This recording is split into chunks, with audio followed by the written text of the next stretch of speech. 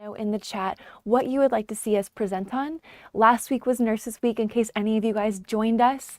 We covered our 5 most frequently requested topics. That's peds, OB, mental health, pharmacology, and cardio. So if you happen to tune in, let us know, but keep letting us know any topics, any suggestions that you want to see us present on. Also, speaking on Nurses Week, if you were one of our TikTok winners, make sure to check your TikTok messages, your inbox on TikTok, to look for a message from us so we can get you your prizes. So I think Barry, Grace, and was it Juliana, but there's 3 of you guys that will have messages in your inbox. Please look out for those and get back to us so we can get you your prize.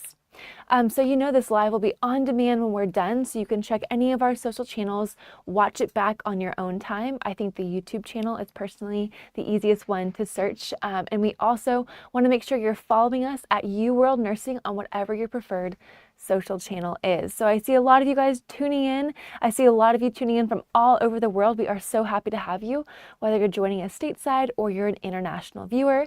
As always, drop your comments and your questions into the chat. We have Nurse Jackie standing by moderating today. We want to hear from you guys, whether that's a question you have on today's content, a comment you have, or the answers to today's question. I'll give you a special bonus 2 questions. We have 4 questions in total today at the end of the lecture. Normally we only do 2, but we were feeling generous, so we gave you guys 4. So something to look forward to.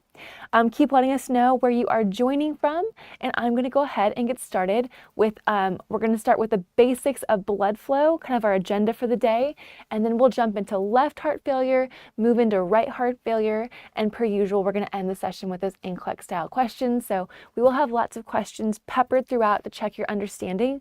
Make sure to stay tuned for those. Today's topic is challenging, so we're going to work through it slowly, ask any questions that you have. I see someone on YouTube says, can we ask questions? Absolutely, we want to hear your questions. And with that being said, let's go ahead and get started. So we're going to move on to the basics of blood flow. This is going to be essentially like heart failure 101. We're going to talk about the basic fundamental principles of heart failure, and we'll pepper in a little pharmacology as we go too. So to get our feet underneath us before we tackle heart failure, let's go through how blood works through the heart. Pretend that we are blood and we're talking about our journey. So we just delivered oxygen to a very important organ, and now we're making our way back up to the heart. So we're going to make our way through the venous system, through the vena cava to the right atrium. We're going to then drop into the right ventricle, and then we're going to shoot over to the lungs via the pulmonary artery. Remember that arteries take blood away from the heart, veins return it back to the heart. A good way to remember that is A and A, arteries away. So arteries take blood away from the heart, and aorta is an example of a really key major artery in the body. The pulmonary artery is what's taking the blood from the heart to the lungs. So as of right now, we have right atrium, right ventricle, pulmonary artery, and now we're hanging out in the lungs, getting oxygenated. Once we get that oxygen, we travel through the pulmonary veins to our left atrium and then drop down into the left ventricle.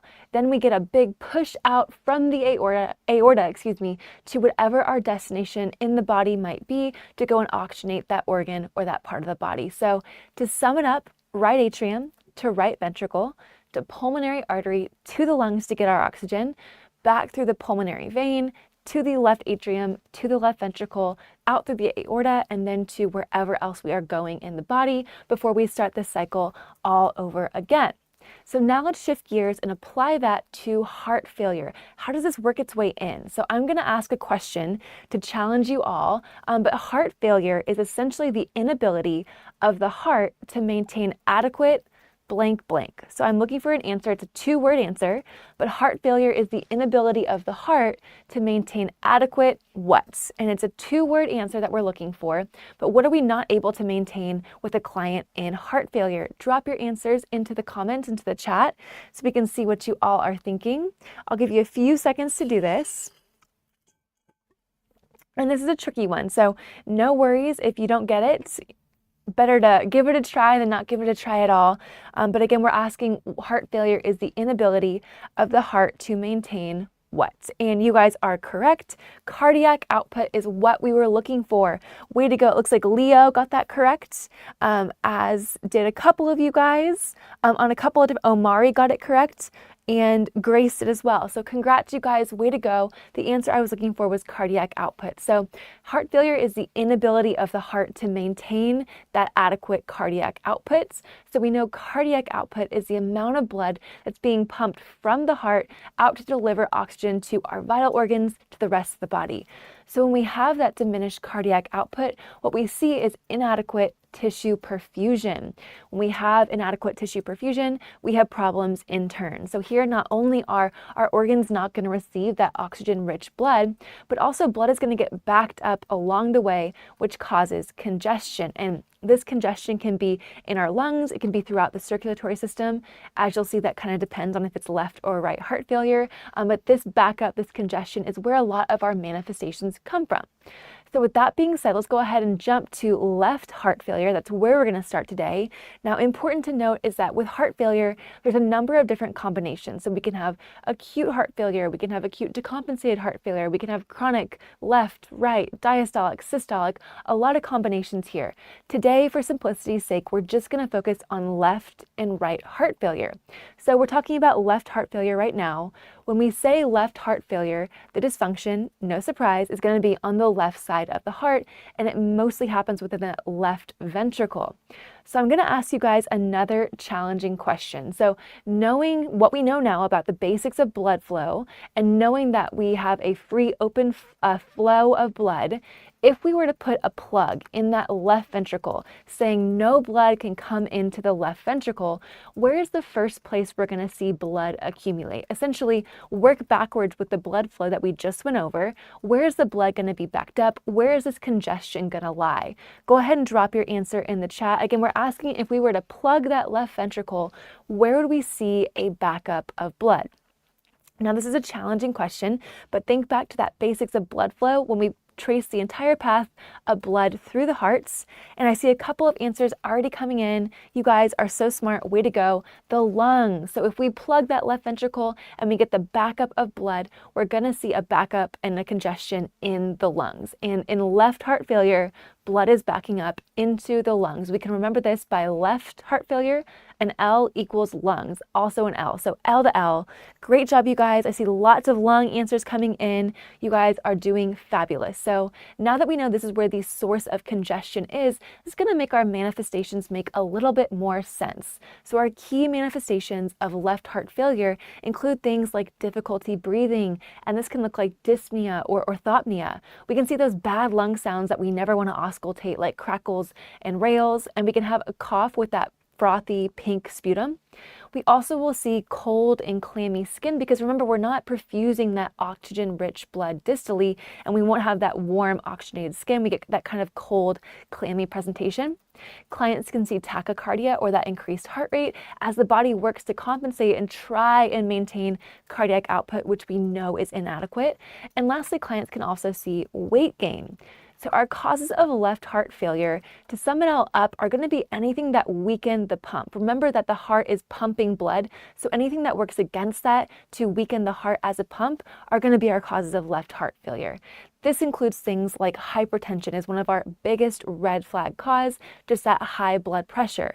We can think about, this kind of looks like the heart trying to pump against the wind. So when you have high blood pressure, the heart has to pump harder to get the same result. It's the same as, think about when you have to run against the wind. It takes more effort to get to the same spot because you're facing more resistance. So essentially, our heart gets tired, the muscle gets bigger to compensate, and the heart as a pump becomes less effective. Other causes of left heart failure can be things like a myocardial infarction or an MI. We can even see left valve problems, and dysrhythmias contribute to this. Alrighty, great job, guys. We're now going to move on to right heart failure. So good news here is that we follow a lot of the same principles in right heart failure, but obviously different from left heart failure and right heart failure. No surprise, the dysfunction is going to be on the right side of the heart. So again, we're going to work backwards with our blood flow to identify where the manifestations are going to lie. So with our last question, we talked about plugging that left ventricle. Now we're going to unplug that and return back to status quo. But with right heart failure, to understand where the backup is going to be, consider and visualize that we put a plug into the right ventricle. So no blood is now allowed to get into that right ventricle. Where is the first place that we're going to see blood accumulate? All right, so we've plugged that right ventricle, we unplugged the left one, which we talked about earlier, and we're plugging the right one. Where's the first place where we're going to see that congestion? Where is blood going to accumulate and get backed up? Drop those answers into the chats. And I see a couple of them coming in. You guys got this. No worries, no judgment if you're wrong. This is a learning place. And you guys are spot on. It's going to back up into the venous system in the body. So all that blood that's trying to come back into the heart to get to the lungs to get reoxygenated is simply just hanging out in venous circulation. Essentially, it's like knocking on the heart's door trying to get in, but there's no room to get in. So yes, the backup is going to be peripheries, body, venous system. I see lots of answers that are getting at the same thing. Way to go, you guys. So now that we know where the backup of blood is going to be, it's going to make our manifestations make a lot more sense. The backup of blood in the venous system is going to cause edema, and this can look like a couple of things. It manifests in a couple of different ways. We can see peripheral edema, so those arms, legs, those peripheries are going to have some swelling. And we can see ascites, which is that big development of the fluid in the abdomen. It can kind of look like a pregnant belly or a big gut. We can have those distended neck veins, jugular venous distension, or JVD, can be a manifestation of this right heart failure.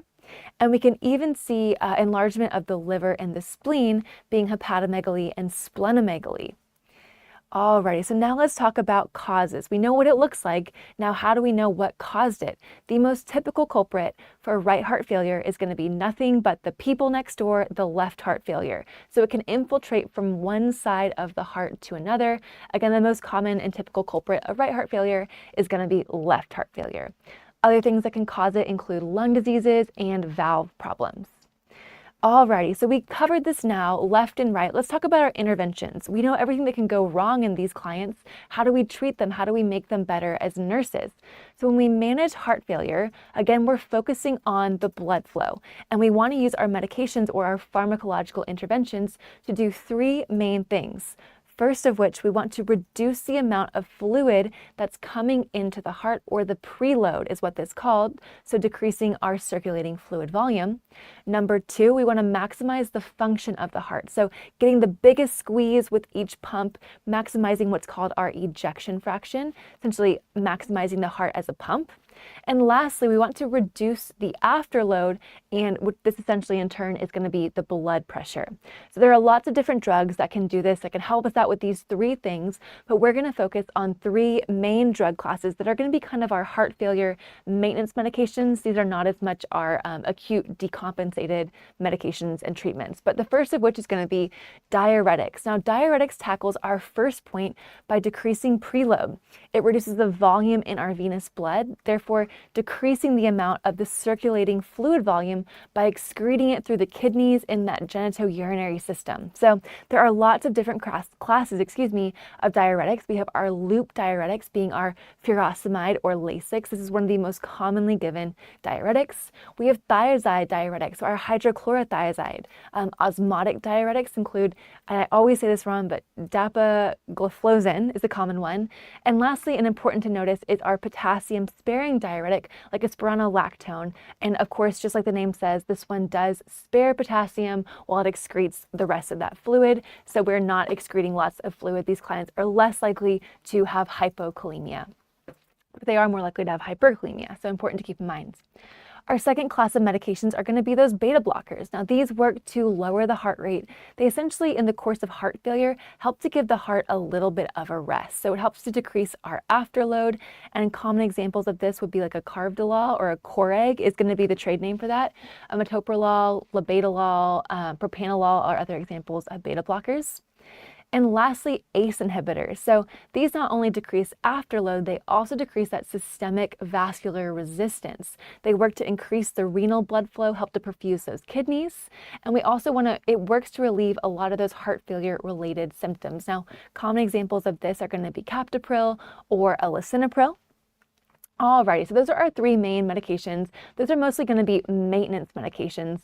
Now let's talk about a couple other medications that would also be used in the treatment, but these are going to be ones that vary between treating chronic heart failure and ones that might need to be used in the treatment of acute heart failure. So we're going to have anticoagulants, make sure we're familiar with those, especially if these clients in heart failure have a concurrent atrial fibrillation, or AFib as it's more commonly known.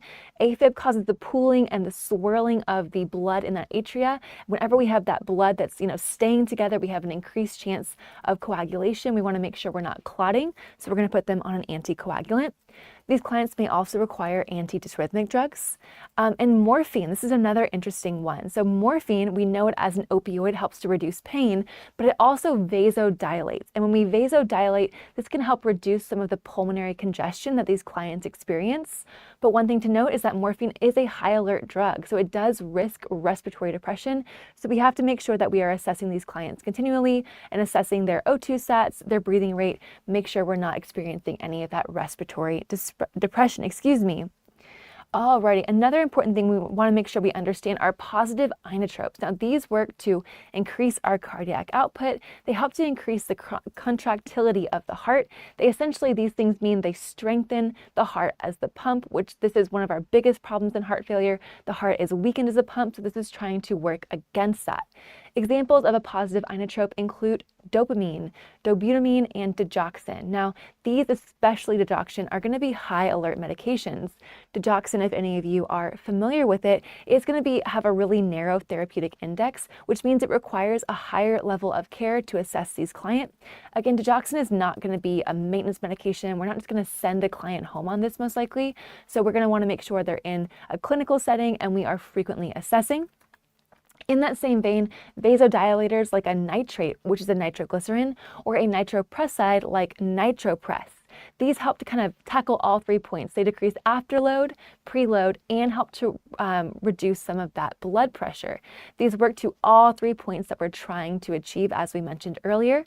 So just like our positive inotropes, nitro and some of these vasodilators require a higher level of care. Again, they're not send home maintenance medications. So to sum up our lecture today, a couple of key takeaways that are going to help you with these questions we have coming up next, hint, hint. So left heart failure, we can think of the L in left equals L in lungs. We're going to see a backup in the lungs. The cause for left heart failure essentially is anything that weakens the heart of the pump, and our most common causes will be hypertension and MI. In right heart failure, we see backup in congestion in the venous system. And our most typical cause of right heart failure is nonetheless but our left heart failure. So important to make sure we set a couple of things apart before we move into our questions to check our knowledge. So question number 1, we have a pharmacology question. So the nurse is reviewing new medication prescriptions for a client with chronic heart failure. The nurse should clarify the prescription for, is it furosemide, metoprolol, celecoxib, or lisinopril? Drop those answers in the chat. Alrighty, let's see what you guys are thinking. Keep those answers coming. And I hope some of these medications look familiar. We did talk about a couple of these different classes just now. In the meantime, while I wait for you guys to drop your answers in the chat, we do offer a question of the week feature now. So head to uworldnursing.com. That's our home base for all of our nursing social efforts. You're going to see a question of the week button where you're able to sign up and get a question straight to your inbox. If you're joining us on social, which I think all of you are, you see that we put out a question of the day. This is just another way to get more free resources from UWorld. So make sure you take advantage of this, again, at uworldnursing.com. Alrighty, lots of answers coming in. And I see mostly option number 3, but a couple option number 1. So important that we make sure we read the question in full and see this is a clarify question, meaning we're looking for an incorrect medication that would not be safe to give. So in this case, our correct option is option 3 because it's not safe to give, therefore we need to clarify the prescription. So this is a COX-2 inhibitor, which is a type of NSAID. We do not need this because our kidneys are already strained in the case of heart failure. We have those increasing fluid volumes, which puts more strain on the kidneys, and they may not be getting perfused appropriately. NSAIDs increase the risk of kidney injury, so these things together put too much strain on the kidneys. This would not be a safe medication to give. The rest of our options would actually be indicated, therefore we do not have to clarify these with the provider. So furosemide, that's a loop diuretic, we talked about it. We need this to decrease the preload, aka that circulating fluid volume in our venous blood. We also want to make sure we give them metoprolol. This is a beta blocker. It helps to decrease the afterload and in turn lower our heart rate. And lastly, lisinopril is going to be an ACE inhibitor. This decreases the afterload, works to decrease our blood pressure. These would all be common maintenance medications for a heart failure client. Again, chronic heart failure, these are our maintenance meds. The only one we wouldn't give is that celecoxib. Alrighty, question 2. The nurse is caring for assigned clients. The nurse should first assess the client who has, one is COPD, a pulse ox reading of 91% on room air, and reports a chronic cough. 2 is atrial fibrillation, an elevated heart rate, and reports occasional fluttering feeling in the chest. 3 is fibromyalgia, fatigue, and reports generalized pain, rated as a 7 on a scale of 0 to 10. And lastly, heart failure, edema of the lower extremities, and reports dyspnea. Already drop those answers in the chat. Is it 1, 2, 3, or 4? In the meantime, we go live plenty of times a week. I'm almost losing count of how many times we go live now, but visit uworldnursing.com for our complete schedule of times, channels, and topics that we go live on. On Wednesday, we're going to be back with a question drill, which we include 7 to 8 NCLEX style questions for you all to test your knowledge. We're going to be covering gastrointestinal questions, so make sure to join for that. And then very special, one of our most popular question drills on Thursday is our most missed question drill. We're going to be doing that at 11 a.m., 3 p.m., and we'll do it again on Friday evening. So make sure you join for our most missed question drill, where we round up some of the questions that trick the most people up so we can make sure we fully explain them and give you guys some more understanding and insight into why the correct answer was correct and why the incorrect answers were incorrect. Alrighty, lots of answers coming in. Way to go, you guys. It looks like the majority of you guys got this correct. I was looking for option number 4, the heart failure option. Surprise, surprise. So in option 4, the client has heart failure, edema of the lower extremities, and reports dyspnea. So remember, the question is asking us which one should we first assess the client. So all of these clients are important, but there's one that needs our attention first, and that is going to be option 4, because this is depicting an exacerbation of a condition, whereas options 1, 2, and 3 are going to denote expected findings of a condition. So we're always worried about acute changes, exacerbations over chronic stable conditions. This is why we would look at that heart failure. We're seeing increased edema of those lower extremities, and they're having difficulty breathing. This is denoting an exacerbation. The rest of these are going to be examples of, COPD with that pulse ox of 91. We're trying to keep the pulse ox for a COPD clients, usually titrating at above 88%. So if they're at 91%, we're not concerned. This is a normal finding. Same as with AFib. Occasionally they're going to feel that fluttering feeling in the chest. This is a common finding with atrial fibrillation. It does not denote an exacerbation. It is typical of a normal, stable finding for AFib. Alrighty, again, option 4 was our correct option. Way to go. Moving on to question 3. So here the nurse is caring for a client with suspected right-sided heart failure. Which of the following findings would support a diagnosis of right-sided heart failure? Is it 1, decreased central venous pressure, 2, JVD or jugular venous distension, 3, rapid weight loss, or 4, bradycardia? Alrighty, drop those answers in the chat. We have a specific manifestation question.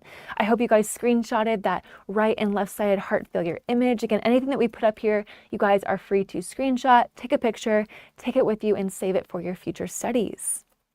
Lots of great answers coming in, you guys. Also, we are doing an NSNA webinar on Monday.